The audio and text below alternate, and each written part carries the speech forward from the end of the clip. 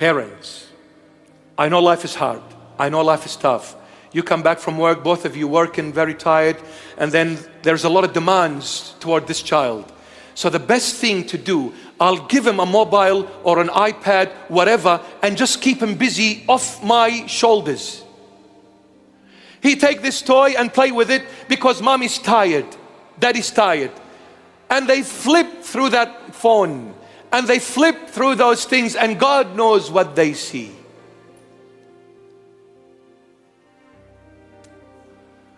Or I'm too busy sitting in the garage and smoking the argila. Or I'm too busy with my friends. Parents have the biggest responsibility. Need to make sure that the children are fed and fed correctly. Because at the end of the day, with all love and respect, I'm saying this, no one is the same as mom and dad. No matter how much you love the child, you can never give them that emotional, that mental, that spiritual food as mom and dad would do to their own kids. No matter who you are and what you are. The child is in need 100% of mom and dad.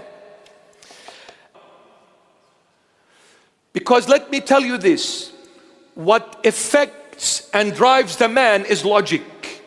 What affects and drives the woman is feelings and emotions.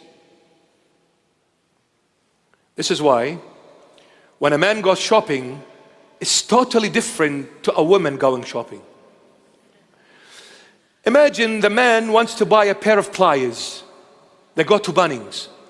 The first entry, at the front entry of Bunnings, they see this beautiful young man or woman standing there. He will say, excuse me, where can I find a pair of pliers? Oh, it's aisle number 31. Thank you. He will go to aisle 31 and he will go straight to the pliers, grab him and run out of there as quick as possible. Even Speedy Gonzales, with all of his might, will not reach you with that speed. Arriba, underlay, you want to go for some lunch, some dinner, you know. So you'll be Speedy Gonzales, straight to aisle 31, get the pliers and out of their Bunnings. The woman goes shopping. See, that's logic. Logic sometimes is dumb. So you took all the effort in changing and sitting in the car and warming it on a very cold winter day and drove half an hour to Bunnings just for 2 minutes. What a shame. But the logic says 1 + 1 = 2. I want a pair of pliers. That's what I'm going to get. The woman is affected by the emotions and feelings. She'll take you shopping with her. If you try to teach her to be you, you'll be sleeping in the street that night, baby. So she'll take you shopping. She wants to buy a box of tissues. Simple. How many levels is Parramatta Westfield? 5? She will take you through the entire 5 levels, even the car park with it. And she will go to every single shop. I don't know how many shops is there, 10,000, 20, I don't know. She will stop at every single shop, from diamonds to gold to silver to linen to everything. And after 222 hours, she'll go and get that box of tissue. You are finished, gone with the wind. Every part in your body is aching. And then you'll argue, why didn't you just go and get, No, that's how God made her. Feelings. She needs to feel everything, baby. Oh, let me see. Oh, look, they have a discount here, honey. Look at this. Look at this furniture. Honey, you wanted a box of tissue? No, please. Oh, look at the smell of the leather. Wow. Oh. And then she goes and sits once, 10 times, 20 times, still not enough. I want to feel it. I want to smell it. Okay, let's go now.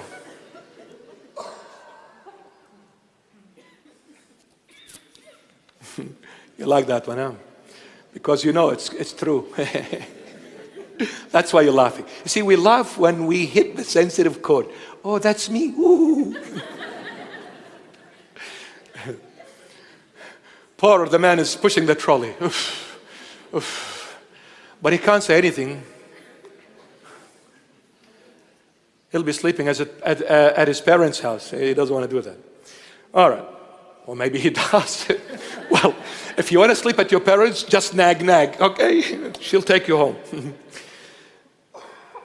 So parents, when you have a child, you need to spend time with that child no matter how tired you are. Speak the language of love. Hello, honey. Hello, my angel. I missed you all day. I was working. Mommy was working. I miss you, Mommy. I love you, Mommy. You are my love. You're my heart. You're my life. I wish I didn't have to work, but Mommy works because of you. She does it for you. But it's okay, Mommy. Mommy's here now. Come, my child.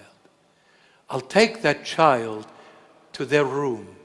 I'll put them after my lap, after my bosom.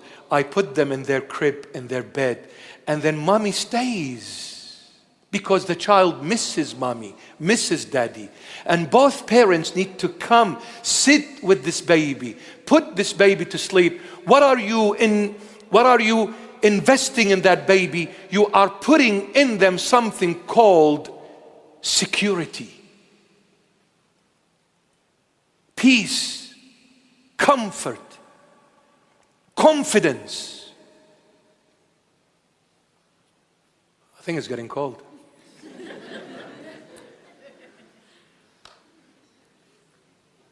And the ultimate you read to that baby is the word of the Lord. Read them a bedtime story, and you better choose that story to be the Holy Bible. There are so many beautiful children Bibles, amazing. Couple of lines, but it's imprinted in that child, engraved in that child. The child is getting their ears adjusted to the Word of God, to the voice of the Lord. When they grow older, they will automatically go to church because it's been embedded in those first 3 years. And before that, while he is in your womb, my daughter, read the Holy Bible as husband and wife together while the baby is in the womb, because the baby will get used to that beautiful voice. Trust me.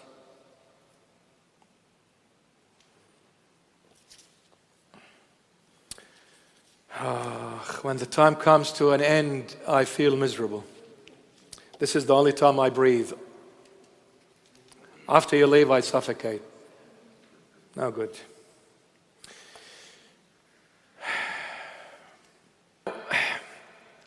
The baby's born. The baby now is a teenager, is an adult, mature, is looking for a partner. Mom and dad. When the baby is in the mother's womb, from that moment, speak to the baby. Teach the baby to be generous, to be a giver, not a receiver. You have no idea what God has created. Life is very complex. The human being is very complex.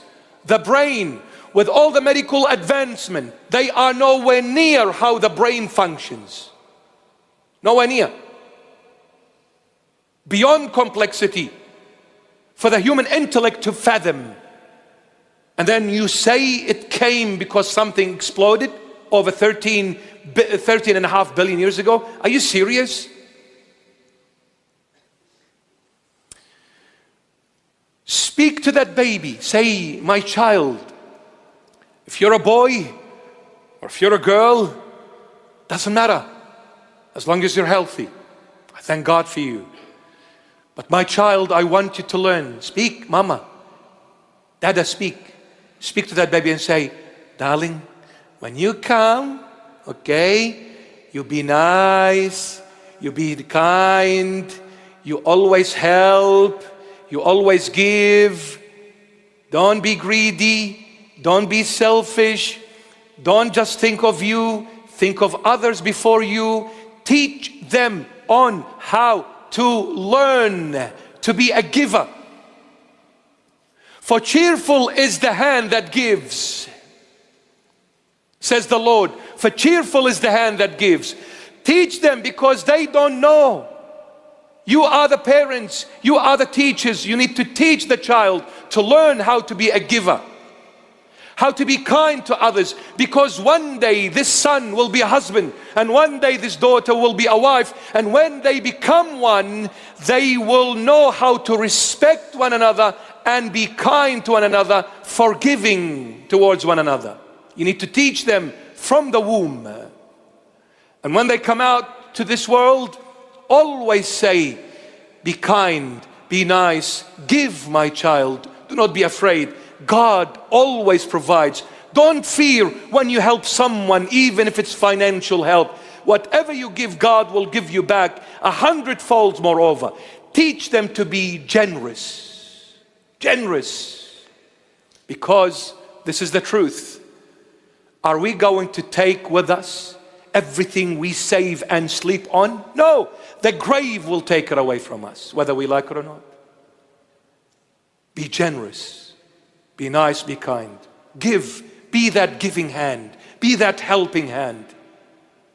Teach them from the womb till they are adults. Teach them.